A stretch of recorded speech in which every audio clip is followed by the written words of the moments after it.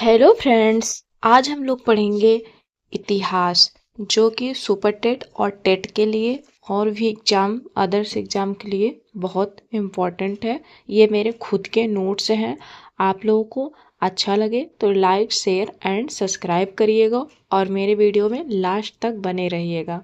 मैं रोज़ क्रम wise chapter के क्रम वाइज आप लोगों को करवाऊंगी। इसका फ्री पीडीएफ भी मैं प्रोवाइड कराऊंगी अपने टेलीग्राम चैनल पर।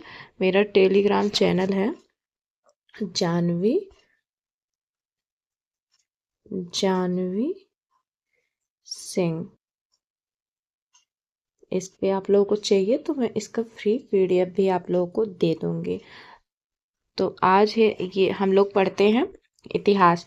इतिहास पढ़ने से पहले देख लेते हैं कुछ चीज़ें, जैसे अतीत का अध्ययन इतिहास कहलाता है। जब हम लोग अतीत का अध्ययन करते हैं तो वो उसे क्या कहते हैं? इतिहास कहते हैं।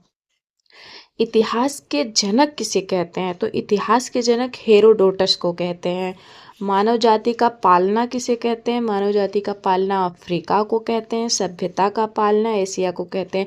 सारी सभ्यताएं, सारे रिचुअल्स, सारे सांस्कृतिक सब चीज हम लोगों के भारत में भी तो होती है, भारत एशिया में ही तो है। तो सभ्यता का पालना एशिया को कहते हैं, मानव जाति का पालना अफ्रीका को कहते हैं। तो ये जो प्राचीन हिस्ट्री है ये 3 भाग में डिवाइड थी, जैसे कि प्रागैतिहासिक काल, आद्य ऐतिहासिक काल, ऐतिहासिक काल। हम लोग ये प्राचीन इतिहास पढ़ रहे हैं, ठीक।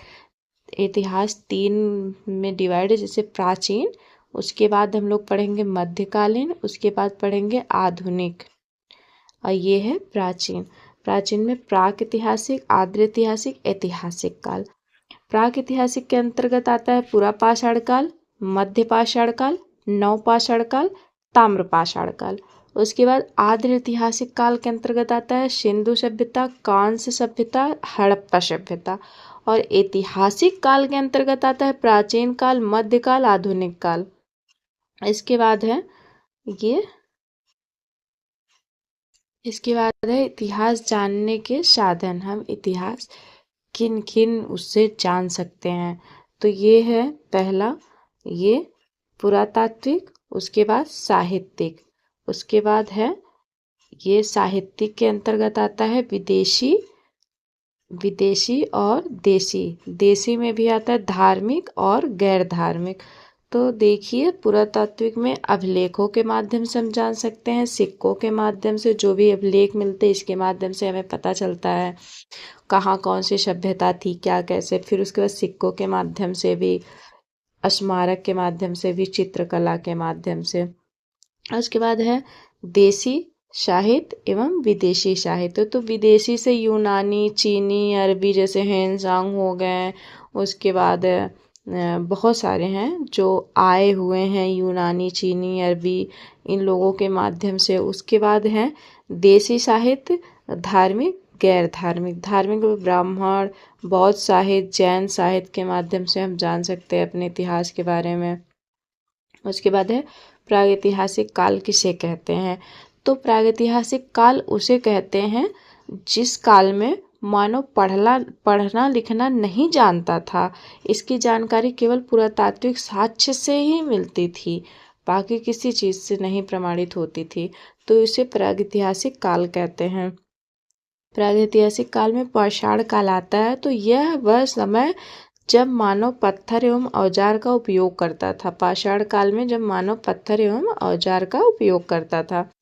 भारत में सर्वप्रथम 1863 में रॉबर्ट ब्रूस फुट ने पाषाणकालीन सभ्यता की खोज की थी। और उसके बाद भारतीय पुरातत्व का पिता सर अलेक्जेंडर कनिंघम को कहा जाता है। ये बहुत बार एग्जाम में पूछा भी जाता है, भारतीय पुरातत्व का पिता किसे कहते हैं? अलेक्जेंडर कनिंघम को।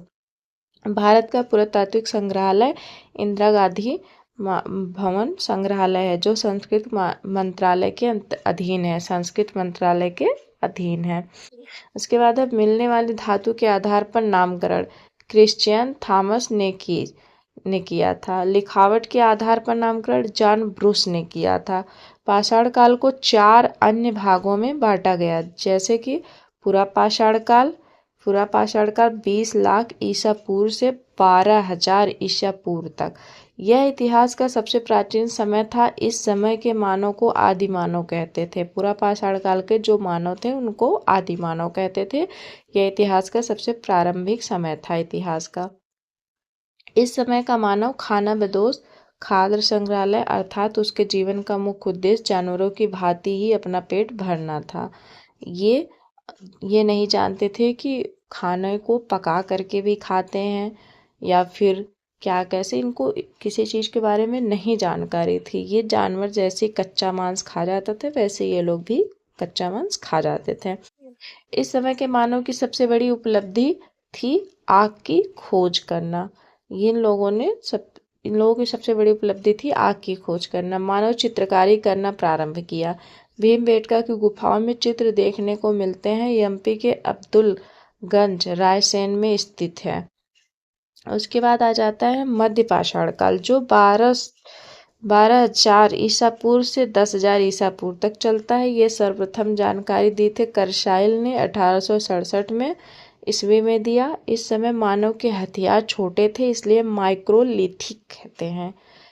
मध्य पाषाण काल को क्या कहते हैं? माइक्रोलिथिक। यहाँ से क्वेश्चन बन जाता है, ये इम्पोर्टेंट है। उसके बाद है इस काल में मानव के अस्थिपंजर का सबसे पहला अवशेष प्रतापगढ़ के सराय नाहर तथा महदहा नामक स्थान से प्राप्त हुआ। उसके बाद है नव या उत्तर पाषाण काल, 10,000 से 3,000 ईसा पूर्व। इस काल की जानकारी लुबाक 1865 में दिया। लुबाक ने 1865 में दिया। मानव अस्थायी आवास बना लिया था। नव पाषाण काल या उत्तर पाषाण काल तक कृषि पशुपालन करना प्रारंभ कर दिया था। मानव ने कृषि वगैरह, पहिए का आविष्कार, ये सब नवपाषाण काल में कर लिया था। मानव ने इस काल में पहिए तथा मनका घड़ा की खोज भी कर ली थी। पशुपालन का साक्ष्य भारत में आदमगढ़, ये इम्पोर्टेंट है, एमपी तथा बाघौर राजस्थान से प्राप्त हुआ। मेहरगढ़, इसके बाद ये देखिए मेहरगढ़, पाक बलूचिस्तान, सुलेमान तथा केथर पहाड़ियों के बीच कृषि के साक्ष्य गेहूं जौ मिला। मेहरगढ़ से क्या मिला पूछा जाता है तो यहाँ से कृषि के साक्ष्य गेहूं और जौ मिला। बुर्ज होम से क्या मिला? कश्मीर गर्तवास मिला। मालिक के साथ कुत्ते दफनाने का साक्ष्य बुर्ज होम से प्राप्त हुआ है। कोल्डीवा उत्तर प्रदेश के बेलन घाटी में स्थित है। यहाँ से चावल के साक्ष्य मिले हैं कोल्डीवा से। चिरांद बिहार, सारण हड्डी के उपकरण, ये जो बीपीएससी वाले हैं उनके लिए ज़्यादा इम्पोर्टेंट है चिरांद। लहुरा बीज नवीनतम चावल के साक्ष्य, ये लहुरा बीज वाराणसी में है जहाँ से चावल के नवीनतम साक्ष्य प्राप्त हुए हैं। उसके बाद है दमदमा।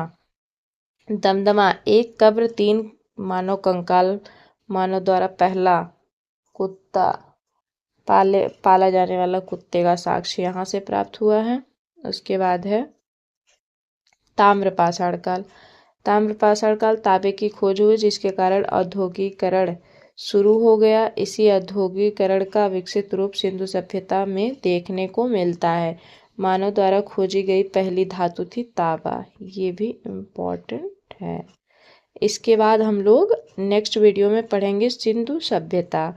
तो अगर वीडियो अच्छी लगी हो तो लाइक, शेयर एंड सब्सक्राइब आप लोग ज़रूर से ज़रूर कर दीजिएगा। बाकी पूरा वीडियो लास्ट तक ज़रूर देखिएगा। Bye bye.